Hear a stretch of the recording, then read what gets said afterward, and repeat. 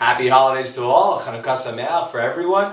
As we celebrate these different nights, we also start, whether you're in America or in England, the holiday season.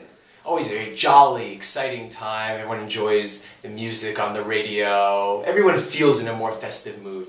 And obviously, Hanukkah falls out always somewhere in that time, and here it actually falls out at the start of it. And we also reflect that mood as we celebrate Hanukkah. We gather together, talk of stories, multiple stories within the Hanukkah story as a whole. And what's interesting is how these atmospheres reflect on each other. And I think what's interesting is when you look in this week's Haftorah, the line that sort of serves as the pinnacle. In the Navi of Zechariah, he talks about Zed Dvar Hashem el Zerubbabel lemor, that he sees this vision of the menorah, asking what it means, and this is God's word to Zerubbabel, saying, Lo b'chayav v'lo b'koach, ki im beruchi amar Hashem tzvakot. Right, not by might nor by power, but by my spirit, says Hashem tzvakot.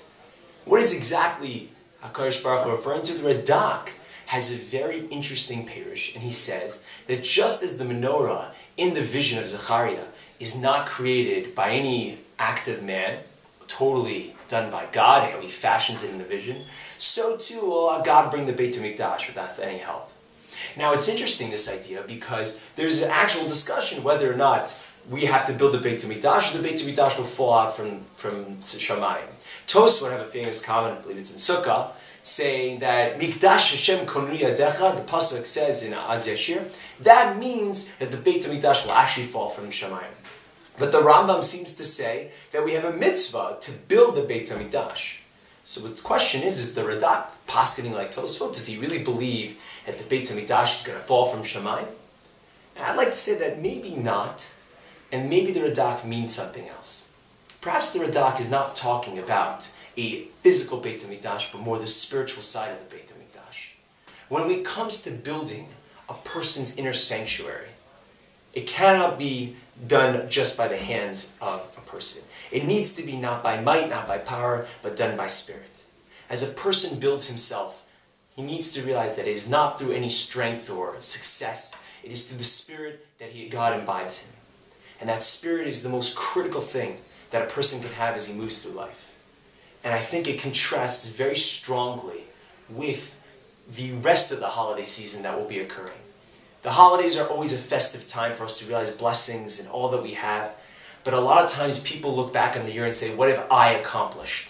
And they check off their checklist of things that are related a lot to their strength and their intelligence and their success and their grandeur. I got great grades on tests. I made great networking. I've accomplished so much.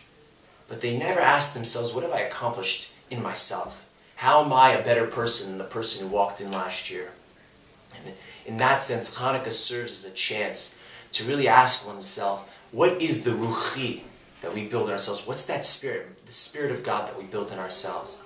So I wish everyone, as they go through the holiday year, to realize that lo b'chayav v'lo b'koach, that it's not with strength and not with might that we build ourselves. As the rest of the world looks at all that they've accomplished, good, bad, and everything in between, let us look at what we have that's good and bad in a pure, spiritual, Torah sense. How much is God a part of our lives? How much do we want Him a part of our lives? And how much has His Spirit affected the people that we are today? Have a great Chag.